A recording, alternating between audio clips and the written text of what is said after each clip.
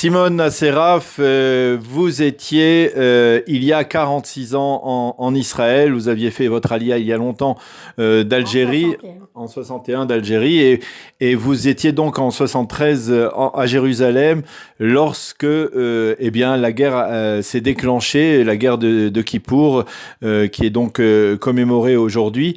Racontez-nous comment cela s'est passé, quel Kippour vous avez vécu ce jour-là. Alors, nous étions à la synagogue, en prière, bien sûr, depuis le matin, et vers 10 heures, on a commencé à voir des gens qui partaient, qui sortaient de la synagogue. En fait, ils commençaient à recevoir des ordres, des appels à l'armée.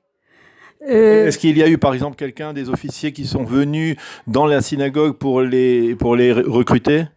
Non, mais pas des officiers, je pense pas. Je pense que les gens qui faisaient le lien entre les soldats et leur corps d'armée. Et donc, vous avez vu la synagogue peu à peu se vider? Nous avons vu la synagogue peu à peu se vider. Ça a commencé vers 10 heures du matin.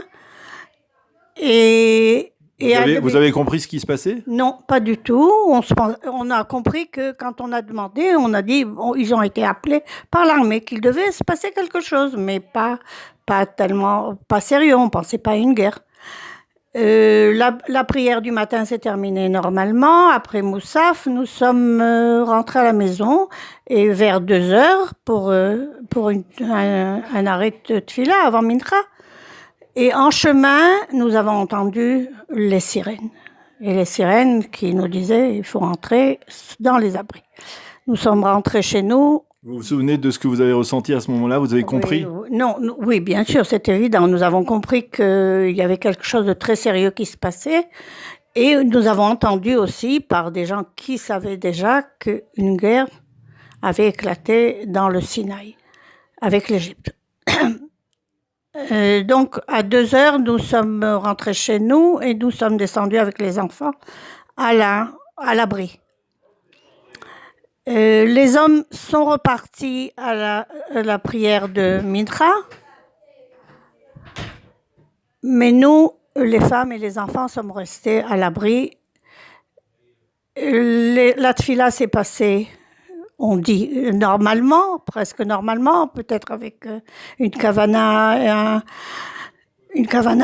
que ça se termine pour le mieux pour nous.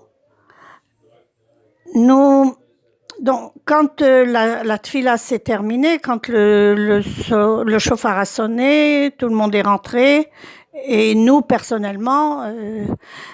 Vous étiez avec votre mari, lui n'a pas été appelé tout de suite? Il n'a pas été appelé dans la journée, mais il a été appelé pendant notre repas du soir. Et il a été appelé, il devait partir dans la demi-heure qui suivait. Donc le repas a été pris assez vite et il a dû préparer ses affaires et nous quitter à la fin de la fête. Bon, nous ne savons pas exactement ce qui se passait, mais on savait que la guerre avait éclaté. Et il est parti. À ce moment-là, j'ai essayé de lui donner quelques bricoles, quelques friandises pour qu'il mange quelque chose dans la soirée. C'est tout. Vous vous rappelez de ce que vous avez ressenti à ce moment-là? Il y avait une inquiétude particulière, quelque chose de grave, ou alors on a beaucoup parlé de ce sentiment d'euphorie, du fait que l'armée israélienne, après la guerre des 6 jours, elle se croyait invincible. Alors on se disait on va régler leur compte aux Arabes très rapidement. Nous avions cet espoir, mais malheureusement, c'était une guerre. Et une guerre, on ne sait jamais à l'avance comment elle va tourner, comment elle va se passer. Et nous prions pour le mieux. Mais pour l'instant, dès le lendemain, on savait déjà que c'était sérieux et que ça prendrait du temps. Et en fait, ça a pris beaucoup de temps puisque les hommes ont été sous les armes très très longtemps.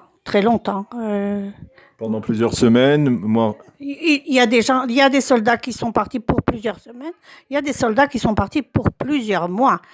plusieurs mois. Nous avions des voisins, des gens assez jeunes, mais des pères de famille qui avaient un rôle dans l'armée et qui étaient engagés, hein, qui étaient à la guerre. Et nous faisions beaucoup de soucis pour eux. Dès que le lendemain, il y avait des ordres de vivre dans l'obscurité la nuit. Il y avait des menaces même à Jérusalem. Et on craignait. Et voilà, alors nous vivions ce qu'on appelle dans la Hafela en ivrite, hein, c'est-à-dire dans l'obscurité. Les vitres, les fenêtres, les vitres, tout était recouvert de papier noir. Bon, il ne fallait pas qu'on voie de lumière. Il était interdit de laisser beaucoup de lumière à l'intérieur de la maison. Il fallait allumer un petit peu et qu'on ne nous voit pas, qu'on ne voit pas de lumière de l'extérieur. Est-ce qu'il y a eu très rapidement des élans de solidarité, une mobilisation des civils pour venir en aide aux soldats qui étaient au front? Toujours, il y a toujours ça, mais je pense qu'il y avait beaucoup de soldats, il y avait beaucoup de gens qui étaient engagés dans l'armée. Il y avait une mobilisation presque complète, presque. Oui. Votre mari est resté dans la région de Jérusalem? Mon mari n'avait pas un rôle dans l'armée qui lui exigeait d'être dans les troupes combattantes.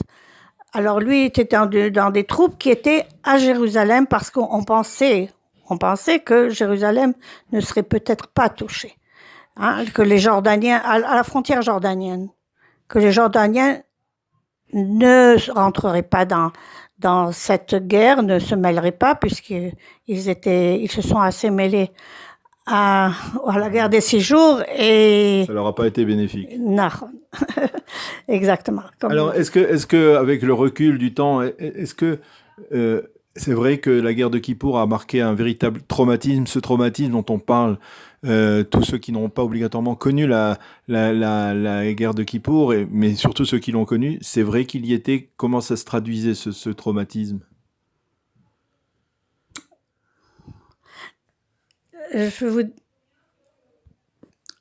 Oui, bien sûr, je me souviens de ce traumatisme. Nous entendions, au fur et à mesure, on entendait d'abord on voyait que ça se terminait pas. À la guerre des 6 jours, ça a été tellement rapide.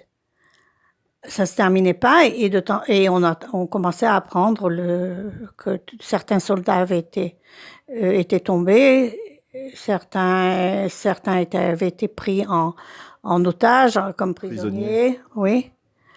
Et ce qui n'était pas bon pour notre morale. Nous qui croyons être invincibles, comme nous l'avons été aux 6 jours.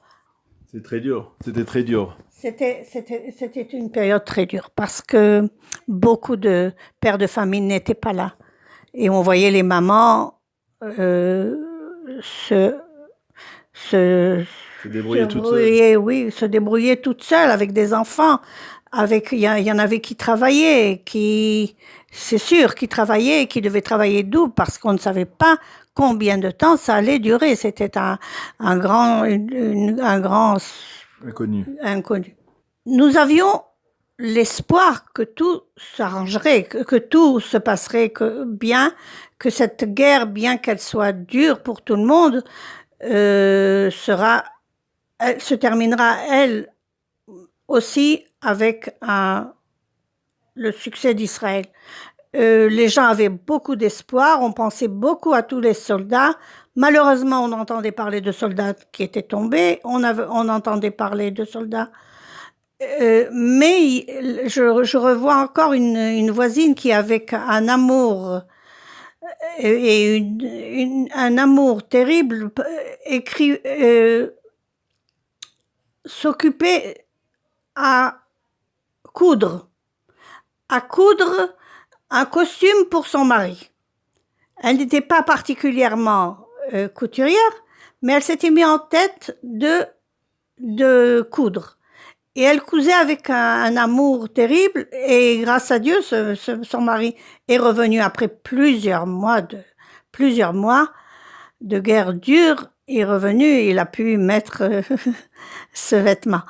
Merci beaucoup, Simona Serra, pour votre témoignage.